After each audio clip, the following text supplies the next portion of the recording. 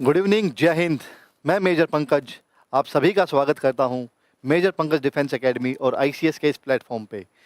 सबसे पहले मैं उन बच्चों को शाबाशी देना चाहूँगा जो बच्चे हमसे जुड़े और इन बच्चों ने एग्ज़ाम क्लियर किया है। जी हाँ, एनडीए 2 2025 जो 14 सितंबर को एग्ज़ाम हुआ था, इसका रिज़ल्ट आया था और हमारे बच्चों ने जो हमसे जुड़े हुए थे, उनमें से बच्चों ने रिटन एग्ज़ाम क्लियर किया है। तो उनको मैं और उनके घर वालों को बहुत बहुत हार्दिक शुभकामनाएं देना चाहता हूं। दूसरा, जो बच्चे किसी कारणवश इस एग्ज़ाम को क्लियर नहीं कर पाए या किसी पोर्शन में उनको लगा कि शायद वो उसको अच्छा अटैम्प्ट नहीं कर पाए, तो निराश न हो, क्योंकि ये एग्ज़ाम अप्रैल में फिर होगा। साल में 2 बार ये एग्ज़ाम कंडक्ट किया जाता है और जो बच्चा 15.5 से 18.5 साल के बीच में जिसकी एज है, वो उस एग्ज़ाम को इस एग्ज़ाम को दे सकता है। तो आज हम लेके आए हैं एनडीए 1 2026 के लिए नया कोर्स, नया बैच, जो 13 अक्टूबर 2025 से स्टार्ट होगा, यानी कि आने वाले सोमवार से।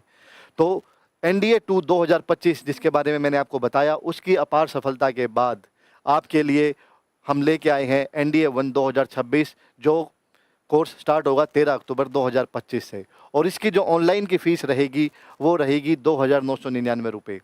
ऑल्दो हम ये पहले भी बता चुके हैं कि हमारा जो पैटर्न है, जिसमें आपकी हर एक टॉपिक की बड़ी डिटेल में आपको पढ़ाई करवाई जाएगी, उसको समझाया जाएगा और उसके टेस्ट सीरीज़ भी आपको समय पे करवाते रहेंगे, ताकि आपको कोई भी डाउट ना रहे। और जो भी आपके डाउट्स होंगे, उनको एक साथ क्लियर करते रहेंगे, ताकि आपकी प्रिपरेशन में कोई कमी छूटे ना।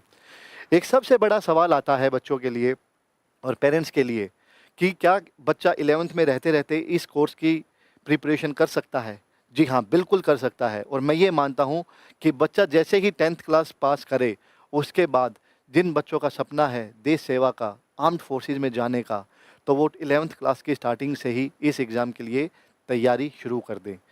क्योंकि ये एकमात्र ऐसा एग्ज़ाम है जो 12th के रहते रहते आप अपीयर कर सकते हैं। और 12th के बोर्ड ख़त्म होते ही अगर आप सारी चीज़ें क्लियर कर लेते हैं, चाहे रिटन टेस्ट है, उसके बाद एसएसबी मेडिकल, तो बोर्ड एग्ज़ाम्स के जस्ट बाद आप ट्रेनिंग के लिए एनडीए यानी जो पुणे खड़गवासला है, वहाँ पे जाके अपने सपने को साकार कर सकते हैं। और लाखों बच्चे के लिए एक सपना है, एक इमोशन है इस एकेडमी में जाने का। तो उसी इमोशन और उसी चीज़ को ध्यान में रखते हुए मेजर पंकज डिफेंस एकेडमी और आईसीएस लेके आया है आप लोगों के लिए एक स्पेशल बैच, जिसमें आपकी मॉर्निंग से दोपहर तक, यानी सुबह 9 बजे से लेके और दोपहर 2 बजे तक 5 घंटे की आपकी क्लासेस चलती रहेंगी। और आपके जितने भी टॉपिक्स हैं, साइंस, मैथ्स, इंग्लिश, जीएस, जिसमें आपका एसएसटी आ गई, करंट अफेयर्स, पॉलिटी, ये सारी चीज़ें बड़े डिटेल तरीके से करवाई जाएंगी। तो एक बार दोबारा इस चीज़ को गो थ्रू करते हैं, इस चीज़ को दोबारा देखते हैं कि इसका पैटर्न क्या है, इसमें कितने मार्क्स के टॉपिक्स आते हैं और इसके लिए एज जो क्वालिफिकेशन है, एलिजिबिलिटी है, वो क्या है। गुड इवनिंग अगम जी, आपके जो भी डाउट्स हैं आप टाइप करते रहिए, मैं आपको बीच बीच में वे डाउट्स देख के और आपके क्लियर करता रहूँगा। तो शुरू करते हैं।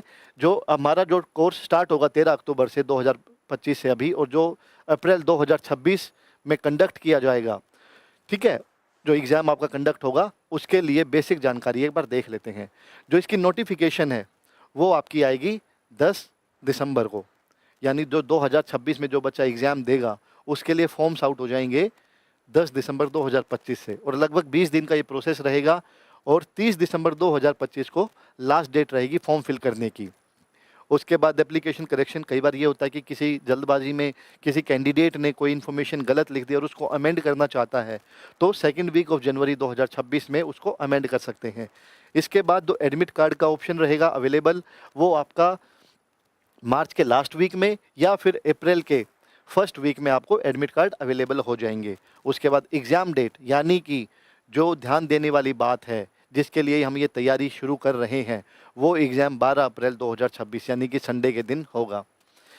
क्लासेस, हाँ जी, जय भगवान जी का क्वेश्चन है, कोर्स आईसीएस ऐप पर ही अवेलेबल। बिल्कुल, आपको ऑनलाइन क्लासेस आपको आईसीएस की ऐप पे मिलेगी, एंड ऑफलाइन क्लासेस के लिए जो मेजर पंकज डिफेंस एकेडमी है, वो द G21 स्कूल बिंद्रोली में लोकेटेड है। आप वहाँ पे आके कांटेक्ट कर सकते हैं। मैं हर एक स्लाइड के साथ साथ आपको मोबाइल नंबर भी प्रोवाइड करवा दूंगा, अदरवाइज़ नीचे हमारा मोबाइल नंबर दिया हुआ है 702 वाला, आप इस पे कांटेक्ट करके जानकारी ले सकते हैं। इसके बाद जो रिजल्ट अनाउंस होगा, लगभग 3 हफ्ते का समय लगता है। 3 हफ्ते में आपका रिजल्ट डिक्लेयर हो जाएगा। जो बच्चा रिटर्न देगा तो उसके 3 हफ्ते के बाद आपको रिटर्न का रिजल्ट मिल जाएगा। और उसके बाद जो सेकंड फेज होता है, सेकंड स्टेज होती है, यानी दूसरा पड़ाव, रिटर्न के बाद एसएसबी यानी कि सर्विस सिलेक्शन बोर्ड, वो आपका आपके जो भी मोबाइल नंबर, ईमेल आईडी, उस पे आपको मैसेज मिल जाएगा कि आपका जो इंटरव्यू होना है, एसएसबी होनी है, वो कहाँ पर और किस किस डेट को हो सकती है। तो उसके लिए आपको जो भी आप मोबाइल नंबर या ईमेल आईडी फिल करेंगे, उसमें आपको बड़े ध्यान से ये चीज़ें नोट करके देखनी है कि उसमें कोई गलती ना हो, क्योंकि आपकी सारी रेफरेंस, सारी आपकी जितने भी क्वेरीज होंगी, जो भी इंफॉर्मेशन आपको मिलेगी, वो मोबाइल नंबर और ईमेल आईडी के थ्रू मिलेंगी। क्वालिफिकेशन कितनी होनी चाहिए? बिल्कुल, ये एनडीए का एग्जाम है, नेशनल डिफेंस एकेडमी। जो 12th के बाद बच्चे आर्मी में, एयरफोर्स में, नेवी में जाते हैं एज ए लेफ्टिनेंट, तो ये उनके लिए हम कोर्स लेके आए हैं। पिछले साल हमने ये कोर्स शुरू किया था और ये हमारा तीसरा सेशन है। और जैसा मैंने आपको स्टार्टिंग में बताया था कि हमारे बच्चों ने, 2 बच्चों ने ये रिटन एग्ज़ाम क्लियर किया हुआ है। इसके बाद ये हिंदी में है, एक बार आप देख लीजिएगा। इसके बाद एलिजिबिलिटी, जो आप पूछना चाह रहे थे कि एज क्या होनी चाहिए, क्वालिफिकेशन क्या होनी चाहिए, तो उसके बारे में हम ये डिस्कस करेंगे। सबसे पहले आर्मी विंग, जनरली जो आर्मी, जैसे 3 आपके फोर्सेस हैं, ठीक है, नेवी, एयरफोर्स एंड आर्मी, ठीक है। तो सबसे पहले आर्मी, जो बच्चा आर्मी में जाने के लिए इंटरेस्टेड है, वो या तो 12th पास कर चुका हो या 12th में पढ़ता हो। जैसे कई बार, जैसे अभी जो एनडीए 2 हुआ था, साल में 2 बार एग्ज़ाम कंडक्ट किए जाते हैं, अप्रैल में और सितंबर में। तो जब बच्चा 12th में है और सितंबर वाला एग्ज़ाम वो दे सकता है, उसके लिए एलिजिबल है। और अगर उसका एग्ज़ाम क्लियर हो जाता है तो उसकी जनवरी के आसपास एसएसबी आएगी, यानी कि बोर्ड के एग्ज़ाम से पहले। और जैसे ही वो एसएसबी क्लियर कर लेता है, मेडिकल क्लियर कर लेता है, तो बहुत ज़्यादा चांसेस हैं उसका मेरिट लिस्ट में नाम आने की। और बोर्ड एग्ज़ाम्स ख़त्म होने तक, तब आपको सिर्फ एक पासिंग मार्क्स आपको चाहिए। और बोर्ड के एग्ज़ाम्स ओवर होने के बाद जो उनका बैच स्टार्ट होगा जून में, यानी जो ट्रेनिंग स्टार्ट होगी जून में, आप सीधे जाके वहाँ पे ज्वाइन कर सकते हैं जब आपका कॉल लेटर आएगा। तो इस चीज़ के लिए, आर्मी के लिए, आपके पास 12th में कोई भी स्ट्रीम हो, आर्मी में जाने के लिए। एयरफोर्स एंड नेवी के लिए आपके पास या तो आपने 12th पास कर रखी है या 12th में अपीयरिंग है, लेकिन आपके पास फिजिक्स, मैथ यानी कि साइंस सब्जेक्ट्स होने ज़रूरी हैं, क्योंकि टेक्निकल चीज़ें हैं। तो आपके पास नेवी और एयरफोर्स में जो बच्चा जाना चाहता है, इंटरेस्टेड है, उसके पास 12th में फिजिक्स और मैथ्स होने कंपलसरी हैं। आर्मी के लिए ऐसी कोई बाउंडेशन नहीं है। और जो एज लिमिट है, कई बार इसमें बच्चे कन्फ्यूज़ हो जाते हैं कि कई जगह आप देखेंगे एज 16.5 से 19.5 साल, और कई जगह आप देखेंगे 15.5 से 18.5 साल। तो जनरली इसमें कंफ्यूज नहीं होना है। जो फॉर्म फिल करने की जो एज है, यानी कि 15.5 से 18.5 साल आपकी फॉर्म फिल करने की है, क्योंकि पूरे प्रोसेस में लगभग 1 साल का समय लग जाता है। तो जो बच्चे अभी उस एज ग्रुप में हैं, वो फॉर्म फिल कर सकते हैं। जो ये एज है 16.5 से 19.5 साल, ये आपकी अकेडमी में जाने की है। ये जैसा मैंने आपको बताया था, सेना में यानी आर्मी में जाने के लिए आपके पास 12th में कोई भी सब्जेक्ट्स हों। वायुसेना और नौसेना यानी एयरफोर्स और नेवी में जाने के लिए आपके पास साइंस होनी जरूरी, यानी फिजिक्स और मैथ होना जरूरी है। और जो आयु सीमा है, यानी एज जो लिमिट है, वो आपकी 16.5 से 19.5 है। वो 19.5 वो आपकी एकेडमी में जाने की है। और फॉर्म फिल करने की आपकी 15.5 से 18.5 साल है। जनरली जो नोटिफिकेशन आएगी उसमें आपकी डेट ऑफ बर्थ लिखी हुई होगी, यानी मान के चलिए 1 जुलाई 2000 समथिंग से 30 जून इतने के बीच में आपकी एज होनी चाहिए। तो जैसे ही 10 दिसंबर को, जैसे ही फॉर्म्स निकलेंगे, नोटिफिकेशन आएगी, उस दिन भी हम ये सेशन लेंगे और आपको बताएंगे कि उसमें आपको फॉर्म फिल कैसे करना है। बीच में क्षमा चाहूँगा, राकेश जी का मैसेज है, नवोदय की क्लास नहीं चलाते क्या? आप, अगर आपके पास आईसीएस ऐप है तो आप उस पे जाके देखेंगे, मेरे ही फ़ोटो लगा हुआ है, मेजर पंकज, ठीक है। उसमें हमने सैनिक स्कूल, मिलिट्री स्कूल, उसका एक कोर्स ऑलरेडी हमारा कोर्स चल रहा है, जिसका क्रैश कोर्स हमने कल से यानी 6 तारीख से शुरू किया है। उसमें भी आप एनरोल कर सकते हैं अगर आपका बच्चा 4th क्लास 5th क्लास में है, या एनडीए के, नवोदय के लिए, या फिर सैनिक स्कूल, मिलिट्री स्कूल या राइस स्पोर्ट्स स्कूल जैसे स्कूल्स के लिए तैयारी करना चाहता है, तो हमारा ऑलरेडी कोर्स चल रहा है। आप उस कोर्स को जाके परचेज कर सकते हैं और अपनी स्टडीज़ वहाँ से कंटिन्यू कर सकते हैं। ये जनरली जो एनडीए का एग्ज़ाम है, ये सीनियर क्लास के बच्चों के लिए है। जो बच्चा 11th में है या 12th में है या 12th पास भी है, अगर उस एज ग्रुप में आता है तो ये बच्चा इस एग्ज़ाम के लिए एलिजिबल है। नेशनलिटी यानी कि जो बच्चा, उसकी नेशनलिटी क्या होनी चाहिए? A candidate must be unmarried mail और फीमेल। जनरली जो कैंडिडेट हैं, चाहे वो मेल और फीमेल, वो अनमैरिड होने चाहिए, यानी कि अविवाहित होने चाहिए, और वो सिटीजन होने चाहिए इंडिया के, या सब्जेक्ट ऑफ नेपाल, या ऐसे ओरिजिन के, Indian origin, who has migrated, यानी कि कहीं से आए हैं, चाहे वो पाकिस्तान है, बर्मा है, Sri Lanka, East African countries, Kenya, Uganda and United Republic of Tanzania, Zambia, Malawi, Zaire. ये आपकी सारे नोटिफिकेशन में दी हुई होती हैं, ये हमने एज इट इज उठाई है। लेकिन उसमें एक चीज़ और लिखी हुई है, with the intention of permanently settling in India, यानी कि वे ऑलरेडी माइग्रेट होके आए हुए हैं बहुत पहले से, और उनका प्लान है, इंटेंशन है इंडिया में ही सेटल होने का, और गवर्नमेंट ने उनको वो परमिशन दी हुई है। ऐसा कोई राजपत्र, ऐसा कोई पत्र, लेटर के थ्रू उनको अलाउ किया हुआ है कि वो ऐसा फॉर्म फिल कर सकते हैं। इसके बाद जो 2025 यानी जो सितंबर में एग्ज़ाम हुआ था, तो ये उसका हमने स्क्रीनशॉट लिया हुआ है कि कितनी वैकेंसीज़ थी। तो जनरली आप देखेंगे एनडीए यानी नेशनल डिफेंस एकेडमी में आपकी आर्मी में 208 वैकेंसीज़ थी, जिसमें 10 सीट्स आपकी फ़ीमेल कैंडिडेट्स के लिए थी। नेवी में 42 थे, जिसमें 5 सीट्स फ़ीमेल कैंडिडेट्स के लिए रिज़र्व थी। और एयरफोर्स में आपकी इसमें 2 ब्रांच है, एक तो फ्लाइंग ब्रांच है और एक ground duties, technical and non technical. तो फ्लाइंग ब्रांच में आपके 92 सीट्स थी, जिसमें 2 आपकी फ़ीमेल कैंडिडेट्स के लिए रिज़र्व थी। ग्राउंड ड्यूटीज़ टेक्निकल के लिए 18, जिसमें इसमें भी आपकी 2 सीट्स फीमेल कैंडिडेट्स के लिए, और ग्राउंड ड्यूटीज़ नॉन टेक्निकल यानी जो ग्राउंड ड्यूटीज़ पे रहते हैं ऑफिसर्स, वो 10 सीट्स थी, और इसमें भी आपकी 2 सीट्स फीमेल कैंडिडेट्स के लिए रिजर्व थी। उसके बाद आता है नेवल एकेडमी, ये भी आपकी 10+2 कैडेट एंट्री स्कीम में ही है, और इसमें आपकी 36 सीट्स थी, और जिसमें से 4 सीट्स फीमेल कैंडिडेट्स के लिए थी। तो टोटल आपकी सीट्स हो गई 406, यानी लगभग हर बैच में 400, 405, 406 के आसपास कैंडिडेट्स की एंट्री होती है। तो आपके पास एक सुनहरा मौका है, क्योंकि इसके बाद हम एग्ज़ाम का पैटर्न देखेंगे, क्या-क्या सब्जेक्ट्स आते हैं, कितने मार्क्स की उनकी वेटेज होती है, और कितना आसान होता है उन बच्चों के लिए जो एक रेगुलरिटी से और एक कंसिस्टेंसी से पढ़ते हुए आ रहे हैं, जिनके कंसेप्ट्स क्लियर हैं, और जो बच्चे चाहते हैं कि इस एग्ज़ाम को क्लियर करना ही है, तो जिन्होंने ये मन में ठानी हुई है, उनके लिए ये ज़्यादा मुश्किल नहीं है। हाउ टू अप्लाई, जनरली जब ये हम फॉर्म जब निकलेंगे या नोटिफिकेशन आएगी, तब भी हम आपको ये बता देंगे कि ये फॉर्म फिल कैसे करना है, बट बेसिक स्टेप्स आपको एक बार बता देते हैं। जनरली जो साइट रहेगी वो upsconline.nic.in रहेगी।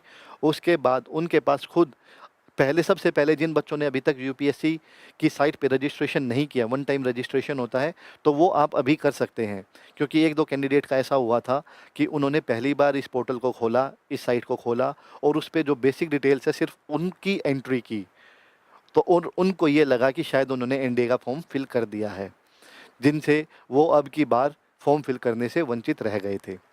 तो मैं इसलिए आपको ये बताना चाह रहा हूँ, आप वो वन टाइम रजिस्ट्रेशन अभी से ही कर लीजिए, ताकि उस टाइम पे, क्योंकि यूपीएससी के द्वारा बहुत सारे एग्ज़ाम्स कंडक्ट करवाए जाते हैं, तो जितने भी आपको नोटिफिकेशंस मिलेंगी यूपीएससी की साइट पे मिलेंगी। तो इसमें आपको अपना mobile number, email ID, candidates name, family details, education qualification, वो सारी चीज़ फिल करनी है। तो जब भी कोई भी नोटिफिकेशन आएगी, और जैसे आप यूपीएससी की साइट पे खोलेंगे, यूपीएससी की साइट पे जाएंगे, तो उसमें आपकी जो पासवर्ड है और जो आपका आईडी रहेगी, ठीक है, मोबाइल नंबर या ईमेल आईडी के थ्रू आप ओपन करना चाहेंगे, लॉगिन करना चाहेंगे, तो वो ऑटोमेटिकली आपकी जितनी भी इन्फॉर्मेशन पहले आपने की हुई है वो सेव रहेंगी। और उसके बाद जो भी उस टाइम पे फॉर्म्स निकले हुए होंगे, जिनकी नोटिफिकेशन आई हुई होगी, आप उन पे क्लिक करके उस फॉर्म को फिल कर सकते हैं। लेकिन एनडीए के लिए आपको क्या-क्या रिक्वायरमेंट रहेगी?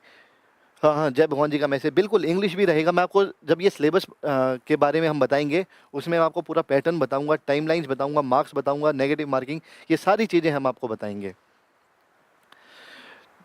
Candidate should also have details of one photo ID, यानी जो गवर्नमेंट के द्वारा जो फ़ोटो आईडी इशू की गई है, वो आपके पास होनी चाहिए, चाहे वो आधार कार्ड हो, चाहे वो आपका कह सकते हैं लाइसेंस हो, स्कूल फ़ोटो आईडी भी आपकी चल पड़ेगी, पैन कार्ड चल जाएगा, पासपोर्ट चल जाएगा। तो ये सारी चीज़ें जो भी सेंट्रल गवर्नमेंट या स्टेट गवर्नमेंट से आपको जो भी ऐसा आई कार्ड इशू हो रखा है, वो आपके पास रेडी रहना चाहिए। उसके बाद photo ID will have to be provided by the candidate while filling up registration. उस टाइम पे हो सकता है कि जब आप फॉर्म फिल करेंगे या रजिस्ट्रेशन करेंगे उस टाइम पे आपका आधार कार्ड या पासपोर्ट नंबर जो भी वो चीज़ें मांगे या जो भी आप चीज़ें फिल करना चाहें वो आप कर सकते हैं, ताकि आपके लिए ईजी रहे फॉर्म फिल करते वक्त। उसके बाद आपके फ़ोटो सॉफ्ट कॉपी में होना चाहिए, सिग्नेचर आपके सॉफ्ट कॉपी में होने चाहिए, और photo ID will be used for all future referencing and the candidate is advised to carry this ID while appearing for examination oblique SSB। Generally क्या होता है, जब नोटिफिकेशन आएगी तो उस टाइम पे जनरली क्या होता है, एग्ज़ाम उसमें नोटिफिकेशन में लिखा हुआ होता है कि जो फोटोग्राफ आप अपलोड करेंगे वो ज़्यादा पुराना नहीं होना चाहिए, 3 महीने से ज़्यादा पुराना नहीं होना चाहिए। तो मैं आपको यही सलाह दूँगा कि जब जैसे ही नोटिफिकेशन आएगी उससे 2, 3, 4 दिन पहले ही आप उस फ़ोटो को क्लिक करवाइएगा और उसकी सॉफ्ट कॉपी अपने पास रखिएगा, क्योंकि फ्यूचर रेफरेंस के लिए वही फ़ोटो आईडी एंड वही फ़ोटोग्राफ आपके काम आएँगे। ये जनरली एग्ज़ाम पैटर्न है जो आपका जनरल एग्ज़ाम जो एनडीए का एग्ज़ाम होता है उसमें 2 पेपर होते हैं। पहला पेपर होगा मैथमेटिक्स का और सेकंड पेपर होगा आपका जनरल एबिलिटी टेस्ट यानी जीएटी का। कोड होगा 01, 02। दोनों का समय जो रहेगा 2.5 आवर्स यानी 150 मिनट रहेगी। जो मैथ्स का पेपर रहेगा वो आपका 11th और 12th के बेस पे रहेगा और इसमें 120 क्वेश्चंस आएंगे, 120 क्वेश्चंस, और ये आपके रहेंगे 300 मार्क्स के, यानी एक क्वेश्चन आपका 2.5 मार्क्स का यानी 2.5 नंबर का रहेगा मैथ्स में। उसके बाद जो जीएटी का एग्ज़ाम है जिसमें आपके पहले 50 क्वेश्चन इंग्लिश के रहेंगे और अगले 100 क्वेश्चंस में से 50 क्वेश्चंस साइंस और 50 क्वेश्चन आपके एसएस के रहेंगे। तो 150 क्वेश्चंस आपके रहेंगे और इसके लिए भी जो समय सीमा रहेगी वो रहेगी 2.5 घंटे यानी 150 मिनट। लेकिन इसमें एक सवाल 4 नंबर का होगा। तो आपका जो ये एग्ज़ाम रहेगा ये रहेगा टोटल 600 मार्क्स का, 300 मार्क्स मैथ्स और जीएटी 600, तो टोटल आपके बन जाएंगे 900 के। उसके बाद जो बच्चा इस एग्ज़ाम को क्लियर करता है उनको फिर कॉल लेटर आएगा, उनको इन्फॉर्मेशन मैसेज मिलेगा एसएसबी के लिए, जो आपकी एक तरह से इंटरव्यू कह सकते हैं। और उसमें भी आपके 3 टेस्ट होते हैं, साइकोलॉजी, इंटरव्यू एंड जीटीओ।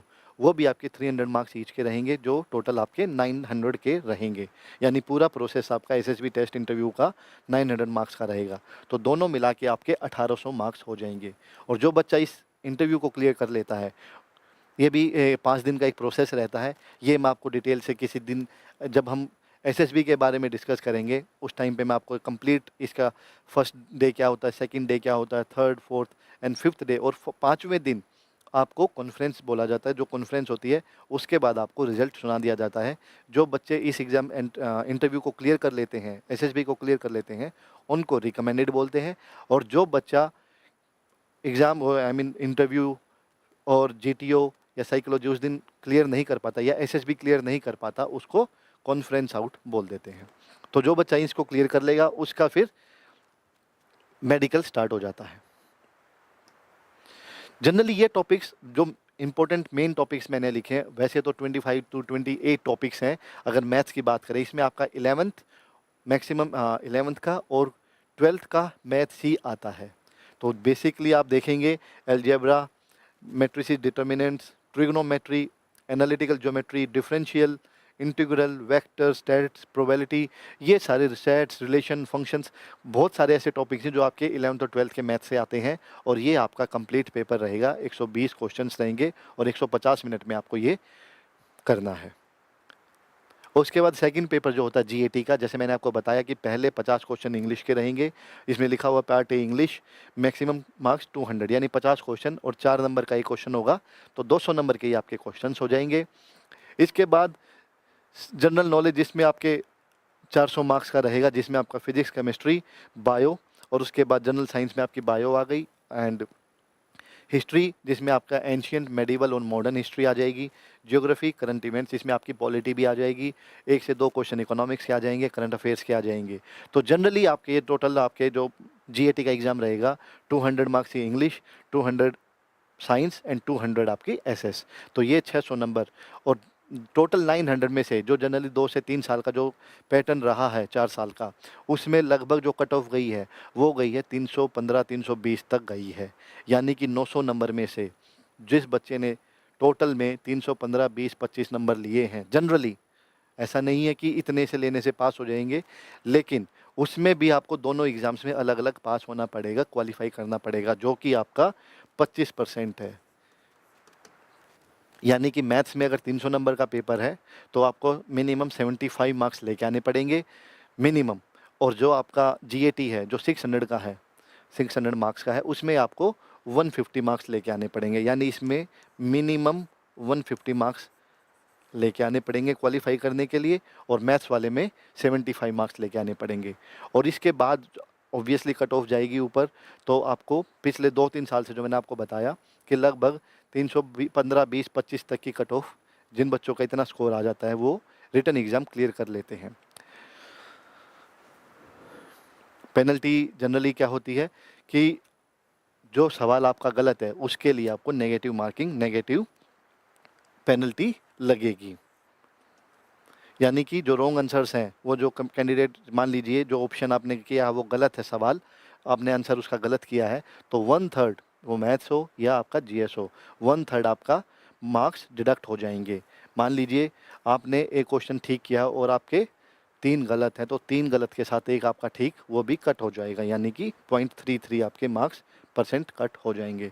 तो इस चीज़ को बड़ा ध्यान से आपको देखना है, इसीलिए मैंने आपको बताया कि हम जो प्रैक्टिस करवाएंगे आपको, जो क्वेश्चन जिसमें आप बिल्कुल श्योर हैं, आप उन्हीं क्वेश्चंस को अटेम्प्ट कीजिए। जिसमें आपको थोड़ा सा भी डाउट लग रहा उनको बाद के लिए छोड़ना है, जो अब की बार हमारे बच्चों ने किया, और इसी वजह से बच्चे कामयाब भी हुए। ज़रूरी नहीं है कि आप सारे क्वेश्चन अटेम्प्ट करें, लेकिन जिस क्वेश्चन में आपको लगता है, जैसे ऑड वन आउट या कि 50-50% करके, जैसे हम कई बार केबीसी या किसी उसमें भी देखते हैं, उसमें भी आप ये चीज़ कर सकते हैं कि आपको लगता है कि ए बी सी डी में से मान लीजिए सी और डी तो हो ही नहीं सकता, ए और बी में, तो उसमें आप 1 से 2% चांस ले सकते हैं। लेकिन सबसे पहले आपने क्वेश्चन अटैम्प्ट वही करने हैं जिसमें आप कंप्लीट श्योर हैं। और बिलीव मी, अगर आपने बहुत अच्छी मेहनत की हुई है, आपने सारे लेक्चर्स बहुत अच्छे से सुने हुए हैं, उनकी प्रैक्टिस की हुई है, तो आपका एग्ज़ाम क्लियर होने से कोई नहीं रोक सकता। ये जनरली हमने बेसिक जानकारी दी है आपको, एनडीए का जो पैटर्न होता है, कितने मार्क्स का एग्ज़ाम होता है, ड्यूरेशन क्या रहती है, सब्जेक्ट्स क्या रहते हैं।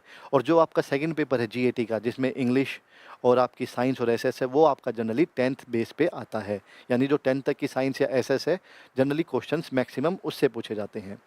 आपको फिर एक बार बता देते हैं, जो हमारा कोर्स है वो 13 अक्टूबर 2025 से स्टार्ट होगा, और जिसकी कोर्स की फ़ीस रहेगी 2999। ये कोर्स आपका 6 महीने के लिए रहेगा, जब तक आपका जो अप्रैल वाला एग्ज़ाम है, जब तक ये एग्ज़ाम नहीं हो जाता, जब तक ये आपकी ऐप चलती रहेगी।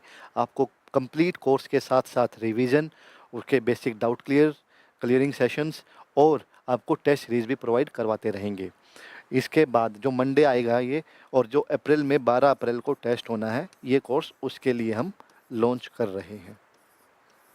अधिक जानकारी के लिए अगर आपको कोई भी डाउट है, आप इस नंबर पे कॉल कर सकते हैं, 7027020454। तो जो बच्चे इंटरेस्टेड हैं, जो अभी तक, जिन्होंने सिर्फ सोचा हुआ है, या जो बच्चे अभी 11th में हैं, उनके लिए बड़ा सुनहरा मौका है, क्योंकि अभी अक्टूबर से अप्रैल तक एक बैच वो अटेंड कर लेंगे, उनके डाउट्स काफ़ी क्लियर हो जाएंगे। जो मैथ्स के उनके 12th के टॉपिक्स हैं, वो एक बार हमारे कोचिंग में हमारे जो टीचर्स हैं उनके साथ उनके वो चैप्टर्स क्लियर हो जाएंगे, और जो सेकंड बैच रहेगा उसमें वो टॉपिक्स उनके बहुत अच्छे से कवर हो जाएंगे, उनको पैटर्न भी समझ में आ जाएगा।